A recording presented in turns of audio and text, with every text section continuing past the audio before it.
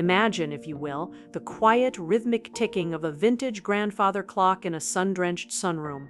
The air smells of dried lavender and the faint, sweet scent of old books. Across from me sits a woman named Rose. At 67, Rose is the picture of quiet elegance and internal vitality.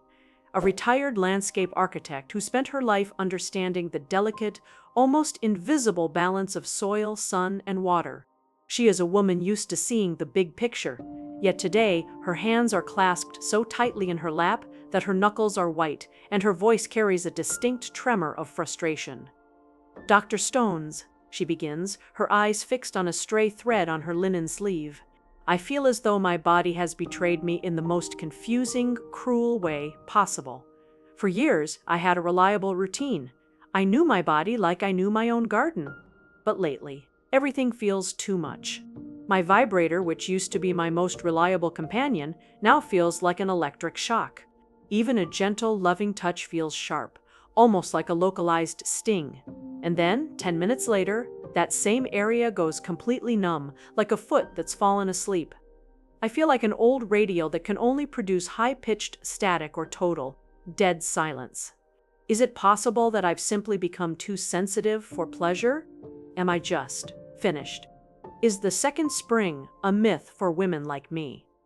Rose's experience is one of the most common yet least discussed hidden hurdles of our mature years.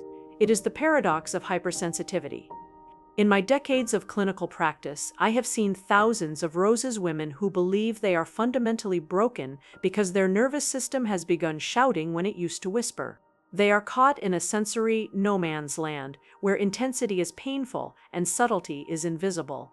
Today, we are going to explore the clinical reality of the sensory threshold. We are going to dive deep into the insulation crisis caused by declining estrogen, the neurological phenomenon of vibratory numbing, the biology of allodynia, and why less is often the clinical key to more. By the time we are finished, you will understand that you are not too sensitive to be loved by yourself. You are simply navigating a body that has changed its electrical impedance. We are going to find your Goldilocks zone, the place where the sensation is not too sharp, not too dull, but just right. We are going to recalibrate your instrument so it can play the symphony it was always meant to perform. Act 1, the exposed wire, the estrogen nerve connection. To understand why Rose feels shocks instead of waves, we must look at the microscopic architecture of the pelvic nerves, specifically the pudendal nerve and its many branches. In our younger years, estrogen acted as a magnificent systemic cushion. It was the architect of our comfort. Estrogen isn't just responsible for the thickness of the vaginal walls or the elasticity of the labia, it is a primary player in the health of the myelin sheath, the insulation crisis, and neurogenic inflammation. Think of your nerves as high-voltage electrical wires. In your 30s, those wires were wrapped in thick, supple, high-grade rubber insulation. You could handle high-intensity stimulation, even aggressive vibration, because the surrounding cushion of fatty tissue and healthy myelin absorbed the excess energy. As we enter the second spring and systemic estrogen levels drop, that rubber insulation begins to thin. This condition leads to what I call neurological vulnerability. The nerve endings, specifically those concentrated in the clitoral glands, are essentially exposed. Allodynia. This is a clinical term for when a non-painful stimulus, like a soft touch, is perceived as painful. Because the insulation is thin, the brain misinterprets pressure as threat. Hyperalgesia. This is an exaggerated response to pain. A small amount of friction that might have been a 3 on the sensation scale at age 40 is suddenly an 11 at age 65. Neurogenic inflammation. When these exposed nerves are overstimulated, they release neuropeptides that cause the surrounding tissue to swell and sting. I told Rose, "You aren't too sensitive, Rose. You are a high-fidelity instrument with an exposed wire. We don't need to fix the music. We need to bring back the insulation and change the way you plays the strings." Act 2, the white noise of the modern vibrator. The second part of the paradox is the silence. Rose described a buzzing, dead silence that followed her attempts at pleasure. This is a clinical condition known as vibratory desensitization, the physics of overstimulation. The clitoris is an organ of pure sensation containing over 8,000 nerve endings in a space smaller than a pea. When we use high-powered, high-frequency vibrators, especially those that buzz at a high pitch rather than throb with a low rumble, we are essentially shouting at those 8,000 nerves. Neurological fatigue. Imagine someone yelling in your ear for 10 minutes. Eventually, your brain tunes it out to protect itself. This is synaptic fatigue. The nerves fire so rapidly that they exhaust their supply of neurotransmitters. The lawnmower effect. Just as your hands feel buzzy and numb after using a power sander or a lawnmower, the clitoral nerves enter a refractory state. They go into a protective shutdown that can last from 20 minutes to several hours. For the woman over 60 whose nerves are already thinned by the estrogen gap, this numbing happens much faster. Many women, feeling the numbness, mistakenly believe they need more intensity to break through the silence. They turn the vibrator up higher, which only deepens the neurological blackout. It is a cycle that leads to the heartbreaking belief that pleasure is gone for good. Act 3. Mapping the Goldilocks zone, the 3 pillars. So, how do we find the just right sensation in a body that feels either too sharp or too dull? We utilize the 3 pillars of sensory calibration. This is the work of a connoisseur, not a consumer. Pillar 1, the barrier. Technique, filtering the signal. If your nerves are exposed, we must provide a temporary external insulation.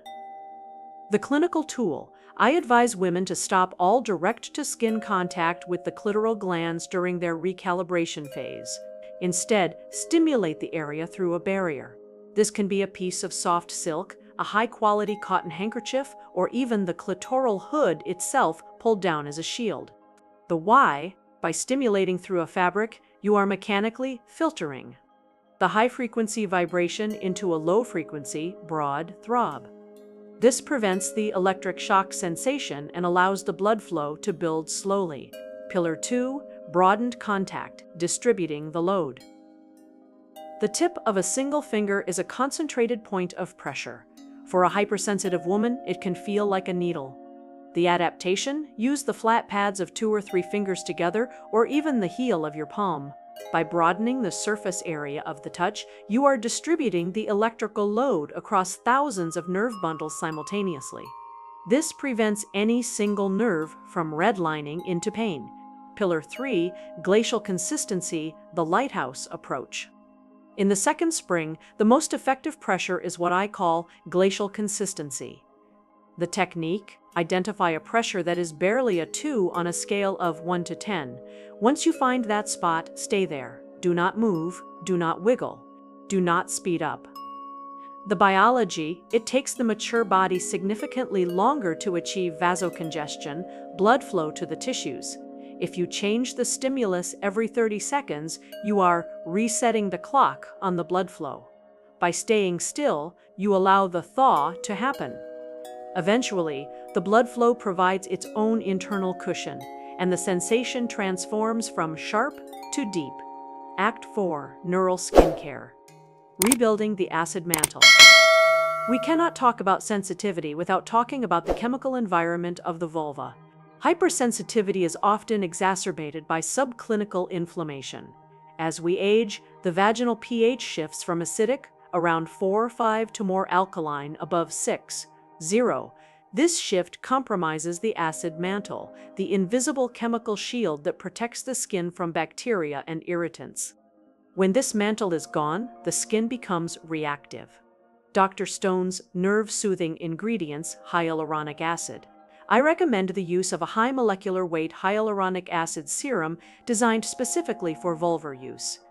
It acts as a moisture magnet, plumping the interstitial tissues and providing a literal liquid cushion around the nerve endings. Stearyl glyceretinate. This is a derivative of licorice root. It is a potent anti-inflammatory that calms the nerves. The no saliva law, I will repeat this until it is ingrained in our collective medical consciousness. Saliva is a digestive fluid. It contains enzymes meant to break down proteins. When you put it on thinned, postmenopausal skin, it is essentially digesting the top layer of your epithelium. For the hypersensitive woman, this is catastrophic. Act V, the 4-week sensory calibration. Curriculum Rose was skeptical, but she was also desperate to feel like herself again. She agreed to follow my nerve rehab plan. This is the same protocol I invite you to follow if you feel too sensitive or numb. Week 1, the silence and skin. Phase goal, to allow the electrical storm in your nerves to subside and the alarm system in your brain to turn off. The rule, no direct clitoral stimulation. 0. The practice. Spend 10 minutes a day focusing on the secondary map. Massage your inner thighs, your lower back, and your ribs. Use a warm, unscented oil. You are teaching your brain that touch safety. You are convincing the guardian of your brain that you are not under attack. Week 2, the fabric invitation goal, to test the Goldilocks zone without the pressure of an orgasm. The rule, touch is allowed, but only through clothing or a silk barrier. The practice, use the broad pad of your fingers. Apply a rhythmic, pulsing pressure that is so light you can barely feel it. If you feel a sting, you have gone too far. Retreat to the thighs. You are whispering to your nerves, waiting for them to whisper back in a language of warmth, not electricity.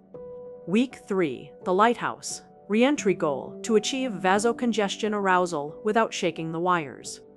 The rule, no high-speed vibrators. Fingers or low-frequency, deep throb, silicone tools only. The practice, use a generous amount of water-based, osmolality-balanced lubricant. Find a glacial rhythm. Stay there for at least 20 minutes. Do not aim for a climax. Aim for the warm ache. That ache is the sound of your nerves being properly insulated by blood flow. Week 4, the second spring. Integration goal, to achieve a resonant orgasm. The practice, combine the barrier technique with deep diaphragmatic breathing. When you feel the climax approaching, slow down. Maintain the lighthouse consistency. Let the orgasm bloom through the layers of tissue rather than snapping like a spark. Act VI, the emotional resilience of the mature woman Rose, returned to my office after her 30 days. The change was not just in her numbers or her frequency, it was in her posture. She sat with her shoulders relaxed, her hands resting openly on the arms of the chair. Dr. Stones, she said, a small, knowing smile playing on her lips. I realized that for the last 5 years, I was trying to drive my body like a sports car. I was slamming on the gas, wondering why the engine was screaming in pain. Now, I'm driving like I'm on a scenic coastal road. I'm going slower, I'm seeing the details and the destination. It's much more beautiful than the quick sparks I used to settle for. I'm not too sensitive. I'm finally sensitive enough to feel the subtle beauty of my own life. The broken myth and the societal script. The belief that we are too sensitive is often just a symptom of the youth bias in our culture. We are taught that good sex is fast, loud, and intense. We are taught that if it doesn't happen the way it did at 25, it is a sign of decline. But the second spring sensitivity is actually a supreme gift. Because your nerves are closer to the surface, you have access to nuanced pleasures that younger women are often too insulated to feel. You can feel the shift in a millimeter of movement. You can feel the pulsing of your own blood vessels. You have become a connoisseur of sensation. You are a Stradivarius violin that has finally aged into its most resonant wood. It simply requires a more skilled hand and a gentler bow. Act 7, the bridge to a partner. If you have a partner, explaining the Goldilocks zone can be daunting. Many men and some women are trained to think that harder and faster is the universal goal. Dr. Teressel. Stone's bridge script. My body is entering a second spring, and my nerves are more like a fine instrument now. I need us to go glacially slow. Imagine you are trying to feel the pulse of a butterfly's wing. When I say too much, it doesn't mean stop loving me. It means lighten the touch so I can feel the depth. Communication is the lubricant of a mature relationship. When you share your Goldilocks zone, you aren't asking for a favor, you're inviting them into a more sophisticated level of intimacy. Act 8, the clinical longevity of pleasure. Why does this matter for your long-term health? Why do I, as a physician, care if you find your just right sensation? Neuromodulation. Managing hypersensitivity helps prevent chronic pelvic pain syndrome.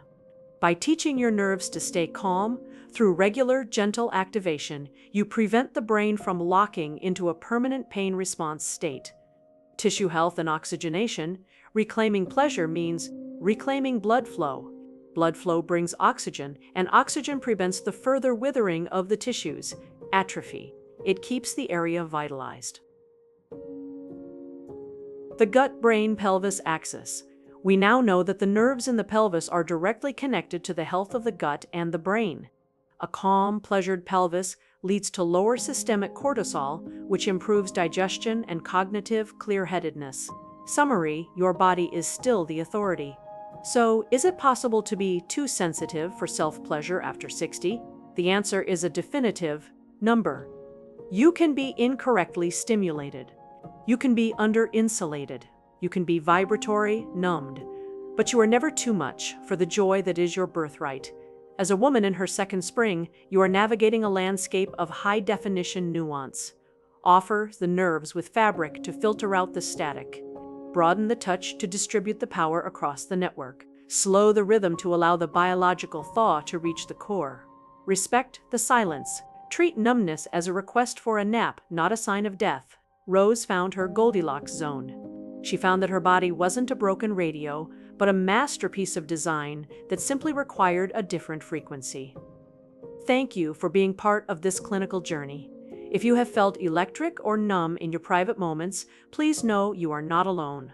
Share your thoughts in the comments, and let's continue to reclaim our vitality. One gentle, consistent, just right touch at a time. Remember, your body is not a problem to be solved. It is a miracle to be inhabited. Treat it with the reverence it deserves.